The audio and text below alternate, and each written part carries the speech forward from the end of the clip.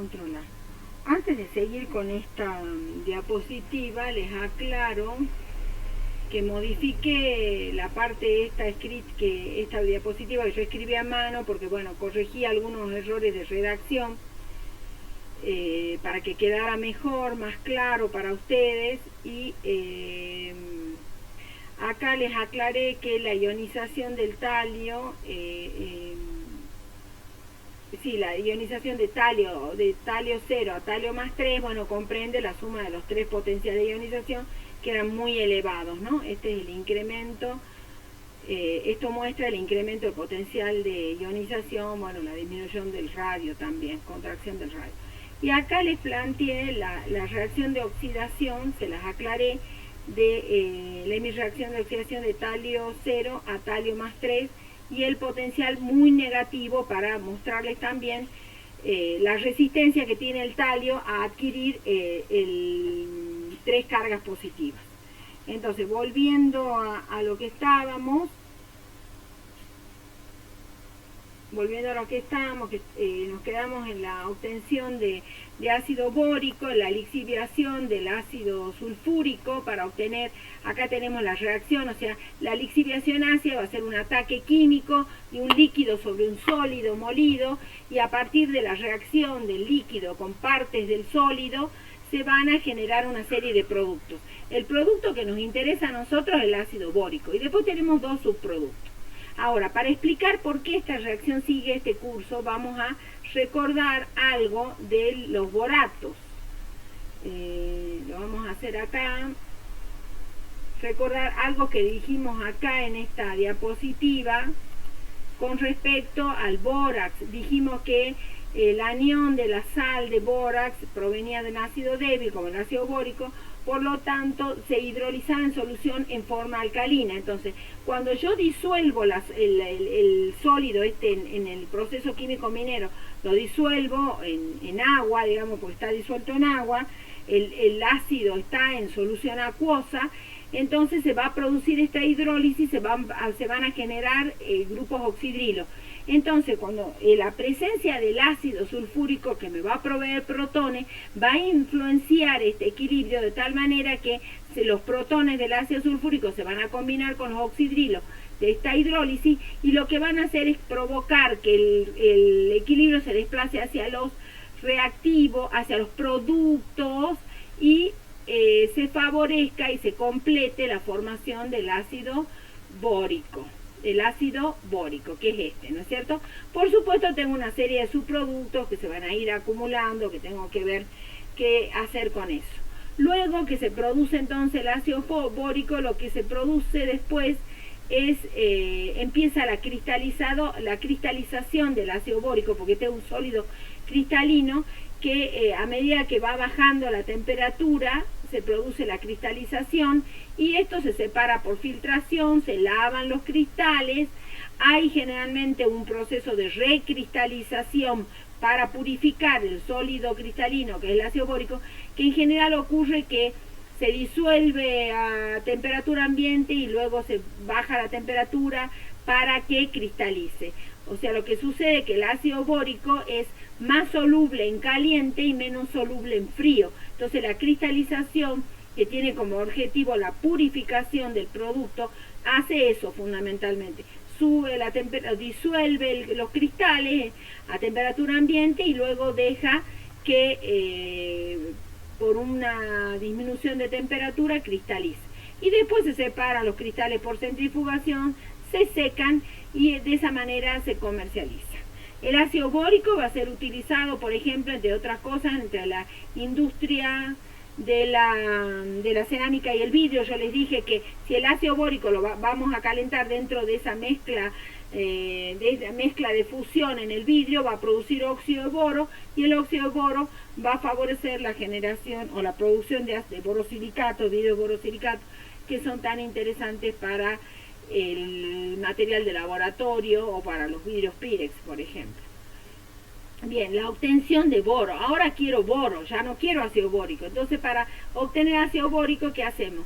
Descomponemos el ácido bórico, se calienta ignición para formar el óxido. ¿Ves? Se deshidrata el ácido bórico, se lo calcina, se obtiene óxido bórico y este óxido se lo reduce con un metal muy reductor, ¿se acuerdan los alcalinos térreos muy reductores?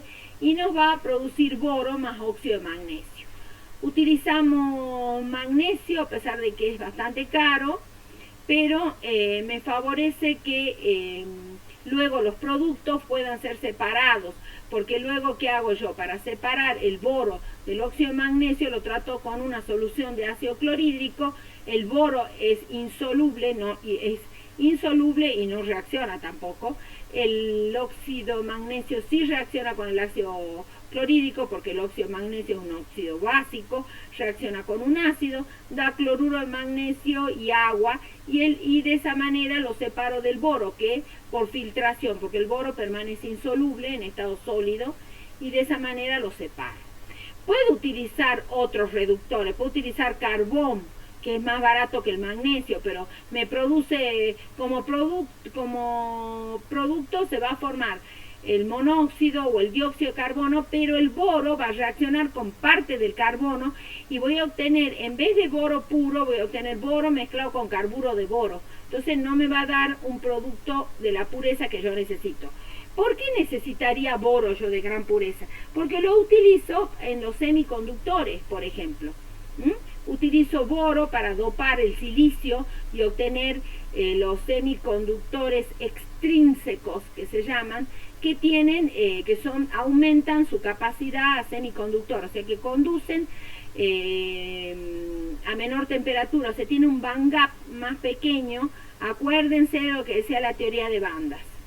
El boro también se lo utiliza en la fabricación de acero de alta resistencia al impacto, y como absorbe neutrones, lo vamos a usar como en las varillas de reactores para controlar la reacción atómica. Esto lo vamos a ver en el reactor de fisión. O sea, las barras en general no es boro puro, es carburo de boro, que se lo utiliza justamente para controlar la reacción. Cuando la reacción de fisión emite demasiados neutrones, aumenta demasiado la temperatura, entonces una forma de controlar es cuando bajan barras de carburo de boro, estas absorben los neutrones que están en exceso y controlan la reacción nuclear. Eso lo vamos a ver con mucho detalle en radioquímica. Una forma cristalina del boro puede obtenerse por descomposición térmica del triyoduro de boro. Esta reacción de descomposición térmica del triyoduro de boro para dar boro y yodo es una reacción más de laboratorio. Bueno, acá está explicado bien como la separación del óxido de magnesio, ¿no? Y se obtiene, fíjense, boro de muy buena pureza, que lo puedo utilizar en todo lo que es electrónica para los semiconductores. Bien.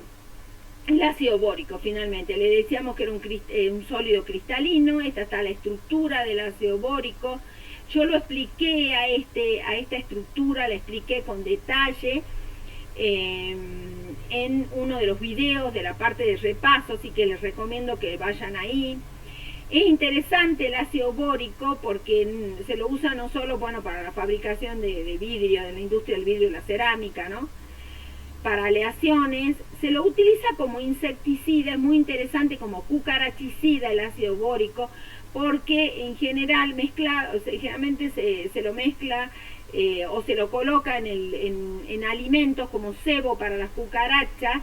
Entonces las cucarachas se dirigen al alimento y en el alimento hay ácido bórico, y lo que hace el ácido bórico actúa sobre una proteína de la cucaracha, del sistema bioquímico de la cucaracha, e inhibe la sensación de hambre y de sed.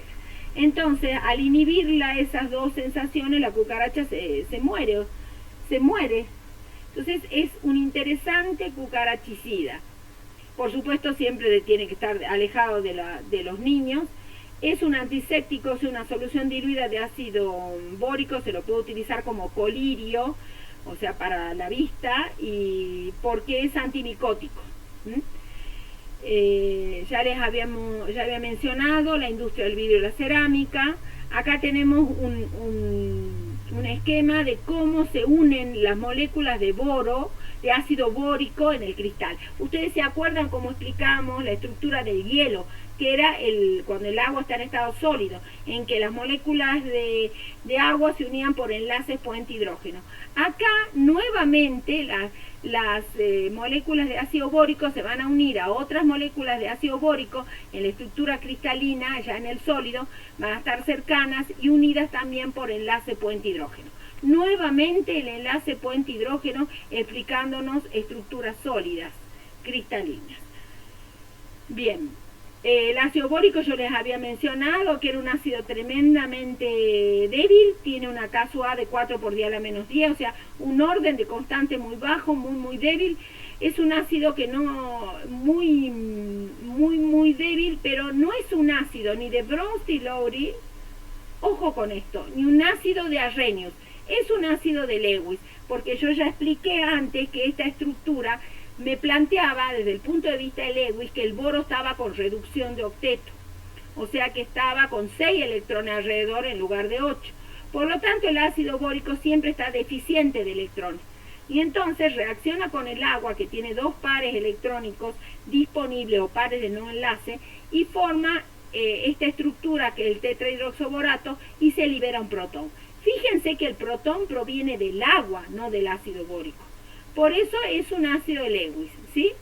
Para lograr que el ácido de Lewis pueda neutralizar una base, es necesario agregarle polialcoholes, y ahí, bueno, eso es una cuestión que con ustedes no vamos a desarrollar, pero es la única manera de lograr que el ácido bórico mezclado con polialcoholes recién ahí puede neutralizar una base como el hidróxido de sodio. Entonces es un ácido muy débil y un ácido de Lewis. Y otra cuestión importante, a pesar de tener 3 hidrógenos, se lo expliqué en el video, solamente libera un protón. Entonces el ácido bórico es monoprótico. Esta es pregunta de examen. Bien, el ácido bórico acá está comparado con otros ácidos para destacar su grandísima debilidad como ácido monoprótico, comparado con otros ácidos orgánicos que en general son ácidos débiles, pero fíjense, por más que sean débiles, son más fuertes que el ácido bórico. El ácido cianhídrico, recordemos Auschwitz, que es un gas, tiene también una alta debilidad, es muy débil. El ácido fluorhídrico, fíjense por el orden de la constante, es un ácido que se puede considerar medianamente débil. Y después está el ácido fórmico y estos dos últimos, el ácido hipocloroso y nitroso, son ácidos inorgánicos. También hay que recordar que el ácido fluorhídrico y el ácido cianhídrico también son ácidos inorgánicos. Bien, acá están las aplicaciones del ácido bórico. Y aquí entramos a otro compuesto que es el diborano, que es de la serie de los hidruros del boro, el más sencillo. Lo interesante del ácido del diborano en realidad es el enlace.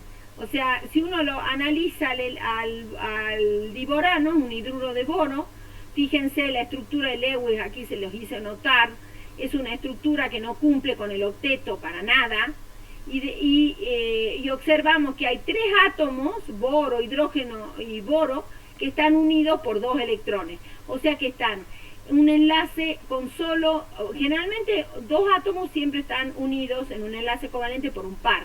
En este caso unimos 3 átomos con 2 electrones. Entonces es un par electrónico altamente deslocalizado en 3 centros, por eso se le llama enlace tricéntrico o enlace 3 centros, 2 electrones. También lo van a encontrar en la bibliografía como enlace banana, por la forma de cómo se combinan los electrones en el enlace, los orbitales en el enlace. Eso desde el punto de vista de la teoría de enlace de valencia.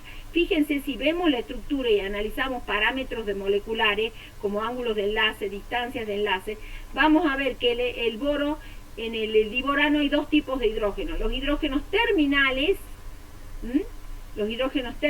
que están en un plano de la molécula junto con el boro. La molécula tiene 2 planos perpendiculares entre sí, acá están detallados. Y los hidrógenos terminales están en el plano, vamos a decir, horizontal. Vamos a decir que está en el plano horizontal, ¿sí? En el plano XY. Acá les marqué las coordenadas cartesianas. XY está el boro con los hidrógenos terminales, que tienen una distancia de enlace menor que estos dos hidrógenos que se encuentran en el plano vertical y tienen una distancia de enlace mayor. Y fíjense, acá están marcados los ángulos de enlace, qué diferencia hay entre el ángulo entre los hidrógenos terminales y el boro y los hidrógenos puente y el boro. Esto me está diciendo entonces que la distancia, ustedes sabían que cuanto más corta es una distancia de enlace, mayor energía de enlace. Entonces el enlace boro-hidrógeno terminal es más fuerte que el boro-hidrógeno puente. Entonces, analizando desde el punto de vista del enlace de valencia, planteamos que el boro, con su configuración electrónica como está aquí, como está unido a 4 densidades electrónicas a su alrededor, cada boro está unido a 4 hidrógenos. Entonces le planteamos que el boro está hibridizado sp3 y de esa manera se justifica el enlace. De todas maneras es un sp3 con características especiales. Diríamos que es un cuasi sp3, porque si fuera sp3 el ángulo de enlace tendría que ser cercano a 109, por ejemplo 104 en el agua, 107 en el amoníaco.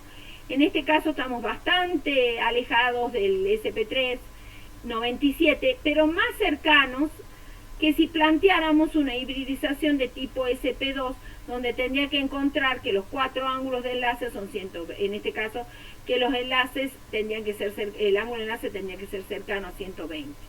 Acá vemos que no, que con estos hidrógenos terminales el ángulo es 120 y con los enlaces puentes es 97.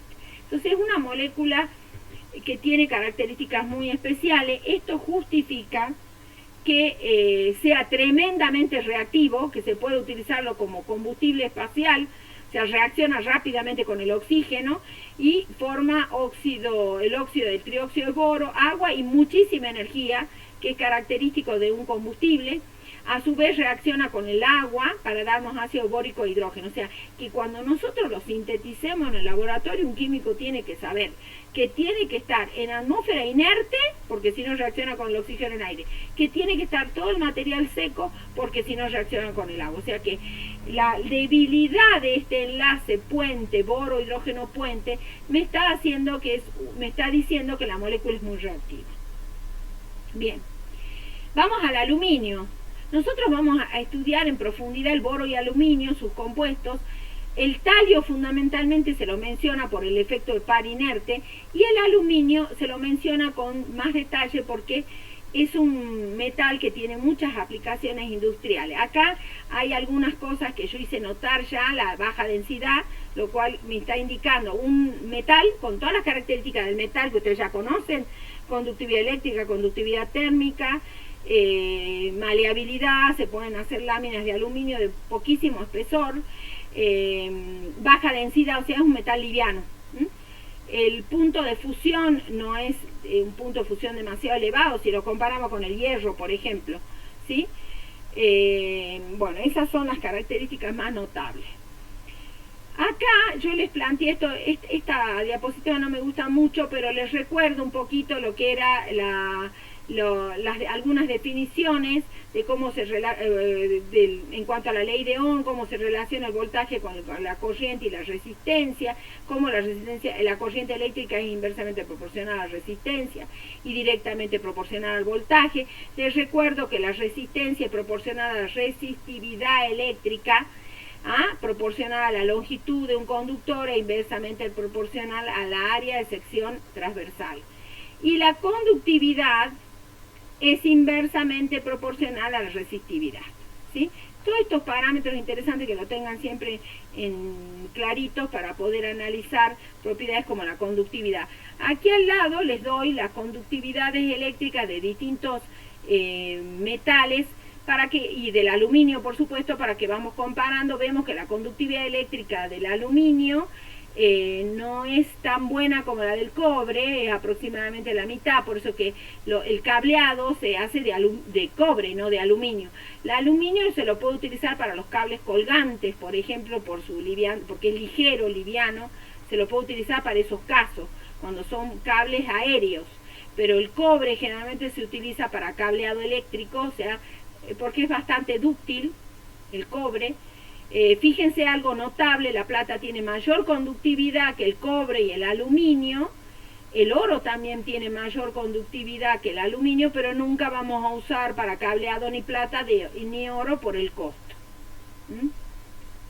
Bien, el aluminio, característica, hay que hacer notar cosas muy interesantes del aluminio, que es liviano, y además tiene una característica que hay que hacer notar muchísimo, que se autoprotege. O sea, esto se llama pasivación, formación de una capa de óxido adherente. O sea, esa capa de óxido que va formando en la superficie es muy adherente y lo protege de posteriores oxidaciones. Por eso en los perfiles de aluminio ustedes van a observar que no hay un brillo metálico, hay como un color gris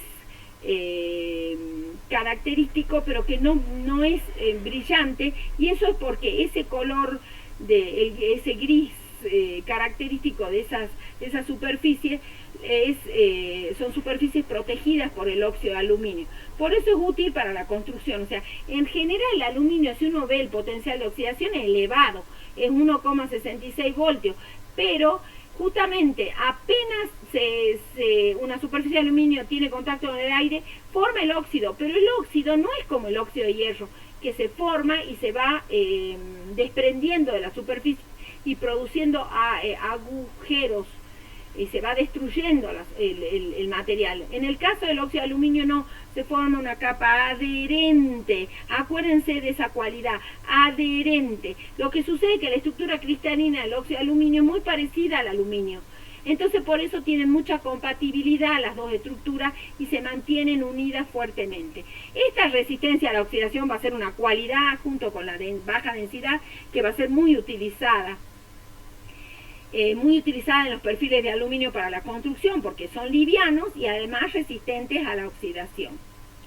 Y su liviandad, además otra cualidad importante que tiene a ver, aquí no se ve bien, tengo que aumentar el tamaño de esto. Tiene una conductividad eléctrica una conductividad térmica también importante. Y la conductividad térmica, eso ya lo voy a ir aclarando, voy a ir aumentando los tamaños, es mejor la del cobre, pero la del aluminio es suficiente. Además es liviano, por eso que también es interesante que como utensilio de cocina para poder maniobrarlo con más facilidad. Entonces, como metal es un conductor eléctrico, pero tiene mayor resistencia eléctrica y menor resistencia mecánica que el caso del cobre, ¿ven? Porque es muy liviano. Metal maleable, eso ya mencionamos. Metal fuertemente reductor, les decía que el potencial de oxidación era muy elevado, por eso va a reaccionar con ácidos diluidos no oxidantes para generar hidrógeno. Eso lo vimos cuando tuvimos hidrógeno. Con el agua reacciona con el agua siempre que se elimine la capa de óxido. Entonces, cuando yo no le elimino la capa de óxido, no va a reaccionar con el agua. Por eso los perfiles de aluminio no los afecta la lluvia. Pero si yo les retiro la capa de óxido, o sea, lo lijo la superficie de aluminio para retirar toda esa capa de óxido y dejo el aluminio desnudo, digamos, a merced del agua y de los factores atmosféricos, el agua sí lo va a atacar y ahí va a producir hidrógeno, ¿sí? O sea que reacciona con el agua solamente cuando lo liberamos de la capa de óxido. Es un metal anfótero, eso lo hemos repetido muchísimas veces, reacciona tanto con ácidos y con bases para generar hidrógeno. Yo les di un video donde les explico cómo es la reacción con hidróxido, con una solución acuosa de hidróxido de sodio. Bueno, acá está chiquito, pero están comparados las resistividades eléctricas. Es mayor la del aluminio que la del cobre, por eso generalmente el cobre se lo usa como en el cableado eléctrico. ¿Cómo se le encuentra en la naturaleza? Se le encuentra, es el tercero de los elementos en cuanto a su abundancia, y se encuentra repartido en forma de miles de alúminos, silicatos y óxidos.